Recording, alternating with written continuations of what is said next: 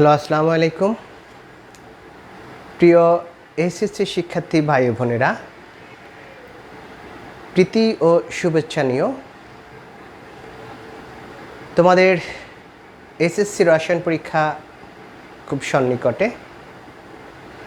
আমরা আজকে তোমাদের রসায়ন পরীক্ষার উপর একটি প্রস্তুতিমূলক ক্লাস নেওয়ার জন্য হাজির হয়েছি। আমরা বিগত বছরের প্রশ্নগুলো অ্যানালাইসিস করে দেখতে পাই যে প্রতি বছরই গ্রাহামের ব্যাপন সূত্র থেকে অঙ্ক আসে পরীক্ষায়, ডাল্টনের আংশিক চাপ সূত্র থেকে অঙ্ক আসে, গ্যাসের অণুর সংখ্যা বের করতে বলা হয় এবং গতিশক্তি, একটি গ্যাসের গতিশক্তি এবং বাস্তব গ্যাস, আদর্শ গ্যাস এবং সংকোচনশীলতা গুণাঙ্ক, এই কয়েকটা জিনিসের উপর যদি আমরা একটু ভালো মতো চোখ বুলাই, ইনশাল্লাহ এখান থেকে 10 মার্কস ফুল কমন। তো আমরা ইতিপূর্বেও আমরা ক্লাস দিয়েছি, আমাদের বিভিন্ন বোর্ড প্রশ্নগুলো সলভ করে আমরা ক্লাস দিয়েছি। আমরা আজকে বুঝতে পারলাম ছাত্রছাত্রীদের অনেক রিকোয়েস্ট আসে যে স্যার, আমরা গ্রাহামের ব্যাপন সূত্র এক এক সময় এক একভাবে চাই, আমরা ধরতে পারি না কোন সূত্র দিয়ে করব, কিভাবে করব, বা ব্যাপন সূত্র কি, কিভাবে ব্যাপন সূত্রের প্রতিপাদনটা আসছে, এ ধরনের প্রশ্ন যখন আমাদের কাছে আসে আমরা তখন তাৎক্ষণিকভাবে ছাত্রদের সেটা সলিউশন করে দেই। তো আমরা যেহেতু এটা পার্সোনালি ইন্ডিভিজুয়ালি করে দেই, আমরা চাচ্ছি সবার জন্য এই ক্লাসটা আমরা করে দিব যাতে সবাই এখান থেকে ক্লাসটা দেখে উপকৃত হয়। আমরা আজকে গ্রাহামের ব্যাপন সূত্রের যতগুলো প্যাটার্ন আছে সমস্ত প্যাটার্ন নিয়ে আমরা হাজির হয়েছি। আমরা সমস্ত একটা ক্লাসের মধ্যে সমস্ত গ্রাহামের ব্যাপন সূত্রের সমস্ত টপিকসগুলো আমরা সলভ করে দিব। আমরা এখানে লিখে রেখেছি, আমাদের হোয়াইট বোর্ডে লেখা আছে যে এখানে আমি 8টা সূত্রের একটা প্যাটার্ন দিয়েছি। পাশাপাশি ডান পাশে আমরা ব্যাপন, ফিউশন, তারপরে গ্রাহামের ব্যাপন সূত্রটা কি, গাণিতিক রূপের প্রতিপাদন, আমরা গ্রাহামের ব্যাপন সূত্রের গাণিতিক রূপগুলোকে কতভাবে প্রকাশ করতে পারি, সমস্ত রূপগুলো আমরা দেখাবো। এটাই সবচেয়ে বেশি ইম্পর্ট্যান্ট এবং এই সংক্রান্ত গাণিতিক সমস্যার উপর আমরা একটি ম্যাথমেটিক্যাল প্রবলেম সলভ করব। প্রথমে আমরা যদি একটু বলি যে ব্যাপন কি, আমরা দেখে থাকি যে অনেক সময় আমরা যখন আমাদের ঘরের এক কোণে একটা সেন্টের শিশি যখন আমরা রেখে দেই, ওই সেন্টের শিশির মুখটা খুলে দিলে পুরো ঘর জুড়ে সেই সেন্টের গ্রান বা সুগ্রান আমরা পেয়ে থাকি। তো চিন্তার ব্যাপার হলো এই সুগ্রানটা কিভাবে এক জায়গা থেকে আরেক জায়গায় ছড়ালো। যে প্রক্রিয়ায় এই সেন্টের গ্রান এক জায়গা থেকে আরেক জায়গায় সঞ্চারিত হয়েছে, প্রবাহিত হয়েছে, সেটাই হচ্ছে আমার ব্যাপন। এখন প্রশ্ন হলো স্যার, ব্যাপন কোন পদার্থের বেলায় প্রযোজ্য, কঠিন, তরল কিংবা বায়বীয়? আমরা যদিও জানি পদার্থের অবস্থা মেনলি দুটি, একটা হচ্ছে কঠিন পদার্থ আর একটা হচ্ছে প্রবাহী পদার্থ। প্রবাহী পদার্থকে আবার দুটো ভাগে ভাগ করা যায়, একটা হচ্ছে তরল আর একটা হচ্ছে গ্যাস। যেহেতু তরল এবং গ্যাস এ দুটো এক জায়গায় রেখলে তারা আরেক জায়গায় ট্রান্সফার হয়, অর্থাৎ স্থানান্তরিত হয়, আস্তে আস্তে আস্তে আস্তে ব্যাপিত হয়। সেটা আবার যেমন তরলের ক্ষেত্রে তার ভিসকোসিটি বা সান্দ্রতা আমরা হিসাব করি, সেটা ফিজিক্সের রিলেশনে আমরা জানবো। আর আরেকটা পদার্থ, আরেকটা চতুর্থ অবস্থা আছে, ফোর্থ স্টেট অফ ম্যাটার, সেটাকে আমরা বলছি প্লাজমা অবস্থা।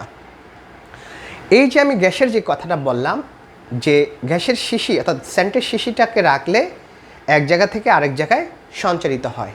তার মানে কি বোঝা গেল, যেখানে আমি গ্যাসের শিশিটা রাখছি অর্থাৎ সেন্টের শিশি, সেখানে আমার ঘনমাত্রা বেশি ছিল, সে বেশি ঘনমাত্রার অঞ্চল থেকে গ্যাসীয় অণুগুলো কম ঘনমাত্রার অঞ্চলে স্থানান্তরিত হয়েছে। তাহলে ব্যাপনের সংজ্ঞা যখন আমাদের পরীক্ষায় আমরা লিখতে বলি, অনেকে এই গ্যাসের কথাটা লিখে না, যার কারণে মনে রাখতে হবে গ্যাসের শব্দটা যদি এখানে না আসে সে মার্কস পাবে না। অর্থাৎ ব্যাপনের সংজ্ঞা হচ্ছে উচ্চ ঘনমাত্রার স্থান থেকে নিম্ন ঘনমাত্রার স্থানের দিকে গ্যাসীয় অণুগুলোর প্রবাহকেই বলা হয় ব্যাপন। তাহলে আমরা যদি একটু লিখি যে এটা ব্যাপন কি বা হোয়াট ইজ ডিফিউশন। ডিফিউশন হচ্ছে উচ্চ ঘনমাত্রার স্থান থেকে নিম্ন ঘনমাত্রার স্থানের দিকে, নিম্ন ঘনমাত্রার স্থানের দিকে গ্যাসীয় অণুর প্রবাহকে বলে ব্যাপন। তাহলে কি বলবো? বলবো হচ্ছে উচ্চ ঘনমাত্রার স্থান থেকে নিম্ন ঘনমাত্রার স্থানের দিকে গ্যাসীয় অণুর, এখানে মূল কথাটা হচ্ছে গ্যাসীয় অণুর প্রবাহকে আমরা বলবো ব্যাপন। এই হচ্ছে ব্যাপনের সংজ্ঞা বা ডিফিউশন। এটার উপরেই গ্রাহাম একটা সূত্র দেয়। তাহলে আমরা সেকেন্ড স্টেপে এসে জানি যে এই যে ব্যাপন আমরা জানলাম, তাহলে ইফিউশন কি? ইফিউশনের আরেকটা নাম হচ্ছে, এটাকে আমরা বলি ফোর্সড ডিফিউশন। এটাকে বলা হয় ফোর্সড ডিফিউশন। অর্থাৎ এটাও এক ধরনের বিশেষ এক ধরনের হচ্ছে ব্যাপন। তাহলে বুঝতে হবে ব্যাপন আর ইফিউশন এই দুটোর মধ্যে কি পার্থক্য। অর্থাৎ একই সূত্র, জাস্ট নতুন একটা শব্দ এখানে সংযোজিত হবে, সেটা হলো উচ্চ ঘনমাত্রার স্থানের দিকে, উচ্চ ঘনমাত্রার স্থান থেকে নিম্ন ঘনমাত্রার স্থানের দিকে গ্যাসীয় অণুগুলো যখন ছোট্ট ছিদ্র পথে বা পিন হোল এরকম কোনো ছিদ্র পথ দিয়ে বের হয়ে আসে, তখন সেটাকে আমরা বলবো হলো ইফিউশন। ইফিউশনের সংজ্ঞাটা তাহলে আমি লিখি, সেটা হচ্ছে উচ্চ ঘনমাত্রার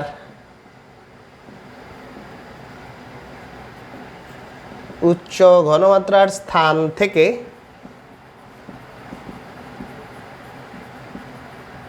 নিম্ন ঘনমাত্রার স্থানের দিকে ছোট ছিদ্রপথে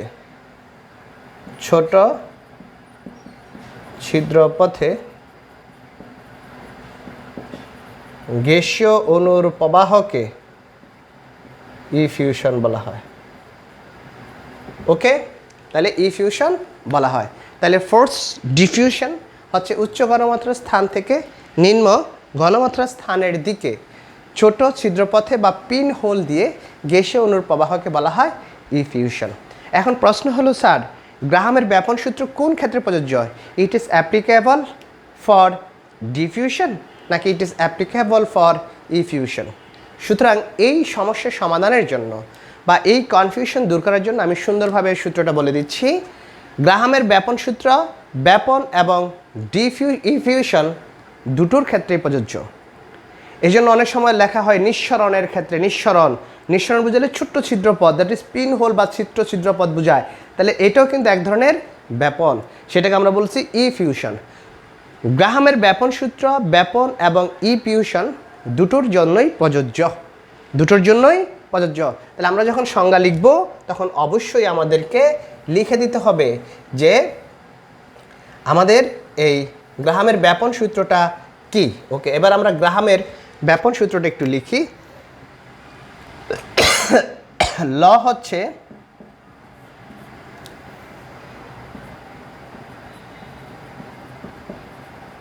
একই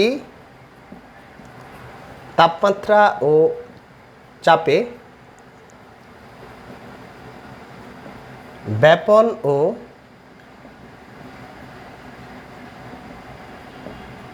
ইফিউশনের ক্ষেত্রে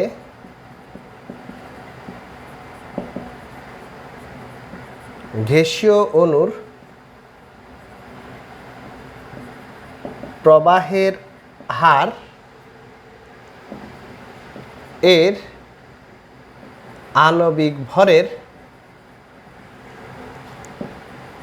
আণবিক ভরের বর্গমূলের ব্যস্তানুপাতিক। এটা হচ্ছে আমার ল। তাহলে আমরা কি লিখলাম? লটা একটু ভালো মতো আয়ত্ত করতে হবে যে আমরা যদি একটু সঠিকভাবে অ্যানালাইসিস করি যে একই তাপমাত্রা ও চাপে ব্যাপন ও ইফিউশনের ক্ষেত্রে গ্যাসীয় অণুর প্রবাহের হার এর আণবিক ভরের বর্গমূলের ব্যস্তানুপাতিক। এখানে কিন্তু একটা শব্দ বলা আছে, তাপমাত্রাটা কি হতে হবে? তাপমাত্রাটা হতে হবে একই এবং চাপও হবে একই তাপমাত্রা এবং একই চাপ। তাহলে ব্যাপন ও ইফিউশন দুটোর ক্ষেত্রেই গ্যাসীয় অণুর প্রবাহের হার এর আণবিক ভরের বর্গমূলের ব্যস্তানুপাতিক। তাহলে এখন আমরা যদি একটু বলি, তাহলে যে কোনো গ্যাসের ব্যাপনের হার r is inversely proportional to 1/√m। এখানে m হচ্ছে গ্যাসীয় অণুর আণবিক ভর, আর হচ্ছে প্রবাহের হার। এটাই হচ্ছে আমাদের হলো গ্রাহামের ব্যাপন সূত্র। আবার আমরা জানি যে আণবিক ভরটা তার ঘনত্বের সাথে সমানুপাতিক। কিভাবে? আমরা জানি রো সমান m/v, তাহলে m কে লেখা যায় রো ভি। তাহলে যদি এটা এরকম হয়, r is proportional to 1/√m যদি হয়, তাহলে r is proportional two 1/m এর পরিবর্তে আমি লিখতে পারি রো ইন্টু ভি। ভি যদি একই হয়, এটা constant, that's also it can be written as r is proportional to 1/ρ। এটাও লেখা যায়, অর্থাৎ r is proportional to 1/ρ। Rho হচ্ছে আমার ঘনত্ব, কোন একটা গ্যাসের ঘনত্ব। তাহলে এই যে গ্রাহামের ব্যাপন সূত্রটাকে অন্যভাবে লেখা যায়, সেটা হচ্ছে একই তাপমাত্রা ও চাপে ব্যাপন ও ইফিউশনের ক্ষেত্রে গ্যাসীয় অণুর প্রবাহের হার এর আণবিক ভরের বর্গমূলের সমানুপাতিক না লিখে আমি বলবো এর ঘনত্বের বর্গমূলের ব্যস্তানুপাতিক। সুতরাং দুটো সূত্র আমরা এখান থেকে প্রতিপাদন করতে পারলাম, প্রথম সূত্র এবং দ্বিতীয় সূত্র। আমরা দুটো সূত্রকে নিয়ে আসলাম এখানে, আমরা দেখলাম প্রথম সূত্রটা কীভাবে আসলো, দ্বিতীয় সূত্রটা কীভাবে আসলো। ওকে, এখন এগুলোর গাণিতিক রূপ আমরা একটা একটা করে দিব। এই গাণিতিক রূপগুলো আমি উপরে দেখাচ্ছি, আমরা পরে অঙ্কটা সলভ করবো। আমি এই পর্যন্ত অংশটুকু মুছে দিলাম। তাহলে প্রথম ক্ষেত্রে বললাম আমরা r is inversely proportional to 1/√m। তাহলে যদি কোনো একটা গ্যাসের আণবিক ভর m1 হয়, তার ব্যাপনের হার হবে r1। যদি কোনো একটা গ্যাসের আণবিক ভর m2 হয়, তার ব্যাপনের হার হবে r2। সুতরাং according to this law, that is r is proportional to 1/√m1 or r1 equal to k/√m1। k হচ্ছে এখানে আমার সমানুপাতিক ধ্রুবক, that's r2 can be written as r is proportional to 1/√m2, then r2 can be written as m/√m2, then combinedly we have r1 divided by r2 সমান হচ্ছে, আমরা যদি একবারে লিখে ফেলি এটাকে এইভাবে লেখা যায় k/√m1 divided by k/√m2, k cancel out, therefore r1 divided by r2 equal to হচ্ছে √m2 divided by m1। This is the আমার ফর্মুলা। অর্থাৎ এটা হলো দুটো গ্যাসের জন্য, একটা হলো এ গ্যাস আর একটা বি গ্যাস। অর্থাৎ আমরা এই সূত্রটা পেয়ে গেলাম। ওকে, তাহলে এটাও হয়ে গেল আমার প্রতিপাদনের রূপ, আমরা আরেকটা সূত্রের প্রতিপাদন পেয়ে গেলাম। দেন সেকেন্ড স্টেপে আসি। এই সূত্রটা যখন আমার কোনো একটা গ্যাসের ঘনত্ব d1, তার প্রবাহের হার r1, ঘনত্ব d2, তার প্রবাহের হার যদি r2 হয়, সেক্ষেত্রে আমাদের সূত্র হবে r1 is inversely proportional to 1 হচ্ছে d1। d1 is density, এই জন্য আমি এটাকে d1 লিখেছি, দ্যাট ইজ r1 সমান k/√d1। দেন একই রকমভাবে r2 is inversely proportional to 1/d2, that's r2 equal to k/√d2। Combinedly we have dividing equation 1 by equation 2, that's we have k1 divided by d1 divided by হচ্ছে k/√d2, that's আমরা যদি এটাকে লিখে ফেলি k কে cancel out, দেন আমরা পাচ্ছি d2/d1। therefore r1 divided by r2 equal to √d2/d1। এটাও আমার গ্রাহামের ব্যাপনের আরেকটা সূত্র। যদি কখনো আমাকে আণবিক ভর না দিয়ে এরকম এখানে ঘনত্ব দিয়ে দেয়, তখন আমি এই সূত্র দিয়ে অঙ্কটা করে ফেলবো। ওকে, দেন আমরা সেকেন্ড স্টেপে আসি। আমরা এই দুটো সূত্র প্রতিপাদন করে ফেলেছি। আরেকটা জিনিস আমরা জানবো, আমরা গ্রাহামের ব্যাপন সূত্রে আমরা শিখেছিলাম যে আর হলো আণবিক ভরের ব্যস্তানুপাতিক, বর্গমূলের ব্যস্তানুপাতিক, যখন চাপ এবং তাপমাত্রা স্থির থাকে। বাট যদি চাপটা পরিবর্তনশীল হয় বা চলক হয়, চেঞ্জ হয়, প্রতি মুহূর্তে যদি চেঞ্জ হয়, তাপমাত্রা সেম কিন্তু চাপটা পরিবর্তন হচ্ছে, সেক্ষেত্রে কিন্তু আরেকটা সূত্র আছে। যদি কোনো ক্ষেত্রে চাপটা পরিবর্তন হয়, চাপ যদি পরিবর্তনশীল হয়, সেক্ষেত্রে বলা আছে গ্যাসের অণুর ব্যাপনের হার চাপের সমানুপাতিক, অর্থাৎ r is inversely proportional to 1/√m and r is directly proportional to p. Combining this equation we have r is proportional to p/√m.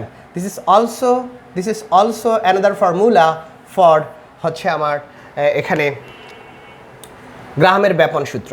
তাহলে এইবার আমি দেখি, যদি কোনো একটা গ্যাসের চাপ P1 আণবিক ভর M1 হয়, তার জন্য গ্যাসের ব্যাপনের হার হচ্ছে R1, চাপ হচ্ছে P2 আণবিক ভর M2, তাহলে চাপের ব্যাপনের হার হচ্ছে R2। দ্যাটফোর R1 it's proportional to হচ্ছে আমার P1 by root over of M1, then R2 is proportional to P2 root over of M2। তাহলে আমি এখান থেকে লিখতে পারি therefore R1 is equal to K into P1 by root over of M1, therefore এখানে R2 সমান K into root over of P2 divided by root over of M2। then finally we have that is R1 divided by R2 equal to লিখতে পারি K, therefore P1 divided by root M1, then K P2 divided by root হচ্ছে M2। combining this equation we have K P1 by root over of M1 into হচ্ছে root over of M2 divided by K P2, K cancel out, then we have therefore R2 সমান হচ্ছে P1 divided by P2 into root over of M2 divided by M1। this is the final formula for third equation of Graham's law when pressure is variable or pressure is changeable। যখন চাপটা আমার পরিবর্তনশীল হবে তখন সেক্ষেত্রে আমার সূত্র হবে R1 divided by R2 equal to P1 by P2 into root over of M2 divided by M1। this is the another formula for এই সূত্র, যখন আমরা এটাও প্রতিপাদন করে ফেলেছি। নাও যখন আমি এখানে আণবিক ভর না দিয়ে যখন আমি ঘনত্ব দিব দ্যাট ইজ D1, তখন তার প্রবাহের হার হচ্ছে R1, যখন D2 তখন প্রবাহের হার R2, দ্যাট উইল বি এখানে হবে D1 ডিভাইডেড বাই হচ্ছে এখানে হবে D2, দ্যাট উইল বি হচ্ছে এখানে D1, এখানে হবে আমার হচ্ছে D2। therefore we have এখানে সব কিছু ঠিক থাকবে, that's D1, that's will B এখানে হচ্ছে D2, এখানে হবে আমার D1, এখানে হবে আমার D2, এখানে হবে আমার D2, এখানে হবে আমার D1। এই হলো অ্যানাদার ফর্মুলা। অর্থাৎ যখন আমার ঘনত্বের কথা বলা থাকবে এবং চাপের কথা বলা থাকবে তখন R1 ডিভাইডেড বাই R2 সমান P1 by P2 into root over of D2 by D1, that's the another formula. আমরা এটাও সলভ করে ফেলেছি। এবার আমরা আসি 6 এবং 7, অর্থাৎ যেটাকে বলছি volume flow rate, moles flow rate and length flow rate. এই তিনটে ইকুয়েশন আমি এখন একটু সলভ করে দিচ্ছি। কীভাবে আমরা সলভ করব একটু মনোযোগ দিয়ে দেখলে জিনিসটা ক্লিয়ার হয়ে যাবে। আমাদের সূত্র ছিল RA divided by RB equal to ছিল root over of MB divided by ছিল M অফ A।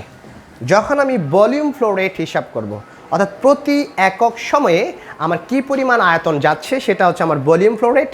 সেই ভলিউম ফ্লো রেট আর এর জায়গায় লিখতে পারি অর্থাৎ VA বাই TA, দেন এটাকে লিখতে পারবো VB by TB equal to হচ্ছে root over of MB divided by M of A। Then আমরা যদি এখানে আরেকটু লিখি therefore VA বাই TA ইন্টু উল্টে যাবে, that is TB by BB equal to হচ্ছে আমার রুট ওভার অফ হচ্ছে MB ডিভাইডেড বাই হচ্ছে আমার MA। Then finally we have BA divided by BB therefore equal to TA by TB into root over of MB divided by MA। যখন সময় এক না হয় বিভিন্ন সময় দিয়ে দিবে এবং তখন আমাদের এক্ষেত্রে সূত্র হচ্ছে এটা এখানে এক, অথবা যখন একই আয়তন দিবে তখন VA আর BB দুইটার সমান, একই সময় দিলে TA বাই TB দুইটার সমান।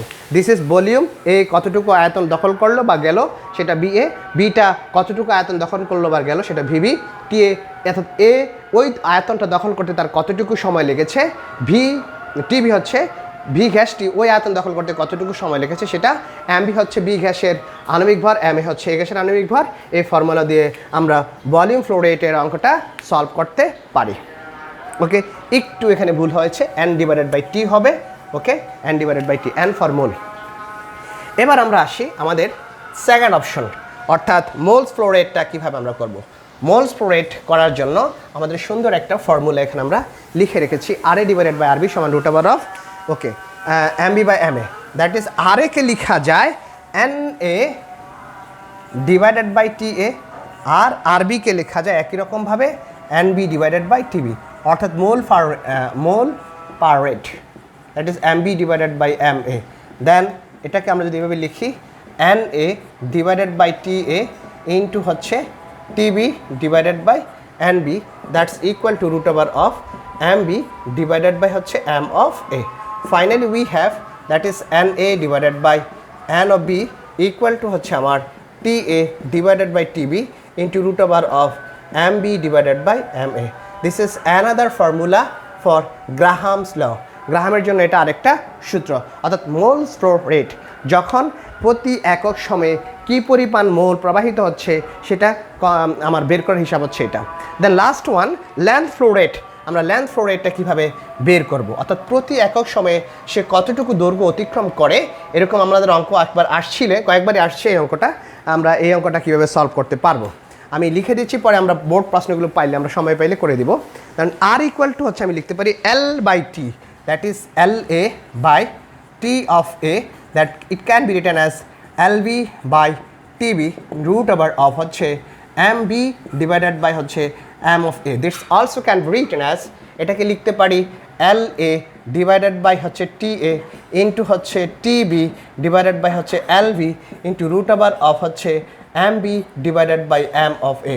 Finally we have L A divided by L B equal to হচ্ছে T A divided by T B into root over of M B divided by M এ।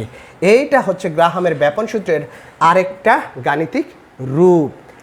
আশা করি এর বাইরে কোনো গাণিতিক রূপ ইনশাল্লাহ আমি যতগুলো বই পড়েছি বা যতগুলো বই আমি ঘেটেছি এর বাইরে কোনোটা নাই, এইগুলোই আছে, এর বাইরেটাই নাই। সবগুলো আমরা একত্রিত করে একটা মডিফাইড আকারে সূত্রটা করে দিয়েছি, একটা ক্লাস দিয়েছি।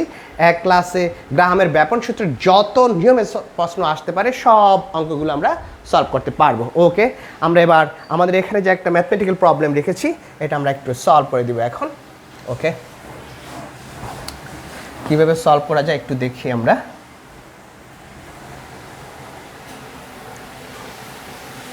একটু দেখি, বলা আছে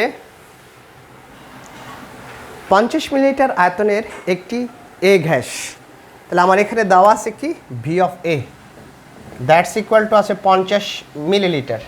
এ গ্যাস একটি পাতলা পর্দা দিয়ে ব্যাপিত হচ্ছে, একই সময়ে একই অবস্থায় 40 মিলিলিটার আয়তনের অপর একটি বি গ্যাস, তাহলে বি গ্যাসের আয়তন আছে 40 মিলিলিটার। আর এখানে টি এ এবং টিবি দুটোই সমান, তারা বলছে একই সময়ে, তাহলে দুটোই সমান, দ্যাটস ইকুয়াল টু টি। ব্যাপিত হতে পারে যদি এ এর আণবিক ভর 64 হয়, দ্যাট ইজ কার এ এর আণবিক ভর যদি 64 হয় তাহলে বি এর আণবিক ভর কত। ওকে, তবে বি এর আণবিক ভর কত, তাহলে আমরা প্রথমে মডিফাইড ফর্মুলাটা লিখি, that is R A divided by R B. আমাদের গ্রাহামের মূল সূত্রটা ছিল M B divided by M of A. আর একে লিখতে পারবো দিস ইজ ভলিউম, আয়তন বলছে আয়তন, তাহলে ভলিউম ফ্লো রেট অঙ্কটা ভলিউম ফ্লো রেট হলে that is V A by T A divided by V B divided by T B equal to root over হচ্ছে M B divided by M of A. Then we have V A by T A into T B by V B, that's equal to হচ্ছে root over of M B divided by M of A. Okay, then আমরা দেখতে পাচ্ছি V A into TB এবং টি A দুটোই সমান, that is T into V of V, that's will be হচ্ছে আমার এখানে M B divided by M of A. This is cancel. V A এটার মান আছে আমার 50, ভি অফ ভি এটার মান আছে আমার 40 ইকুয়াল টু হচ্ছে এম বিটা আমরা বের করব, আর এম এ আছে এখানে 64, দ্যাটস ইকুয়াল টু আমি পাচ্ছি এখানে 10 দিয়ে কাটলে 5/4 equal to root over of হচ্ছে এম বি 64। আচ্ছা, আমরা একটা কাজ করি, এটাকে এরকম করি, অর্থাৎ 5 × 10 = 50, 4 × 10 = 40 root over of M B by 64। আমরা বর্গমূল করি, 5 × 5 = 25, 4 × 4 = 16, then M B divided by 64, তাহলে 4 × 16 = 64, then M B equal to হচ্ছে 100 গ্রাম। তাহলে এটার অ্যান্সার হচ্ছে কত? 100 গ্রাম। এরকমভাবে আরও যদি কোনো অঙ্ক আসে আমরা সেই অঙ্কগুলো সলভ করতে পারবো। আমরা নেক্সট আমরা গতিসূত্রের উপর একটা ক্লাস ইনশাল্লাহ খুব শীঘ্রই আমরা আপলোড দিব। সবাইকে ক্লাসটি দেখার আমন্ত্রণ জানাচ্ছি, কারণ আমরা একটি ক্লাসের মধ্যে গতিসূত্রের যতগুলো সূত্র আছে, যত নিয়মে পরীক্ষা আসতে পারে সবগুলো আমরা সলভ করে দেবো ইনশাল্লাহ। আমরা ক্লাসটি আর দীর্ঘায়িত করতে চাচ্ছি না, এখানেই সমাপ্ত করছি। আল্লাহ হাফেজ।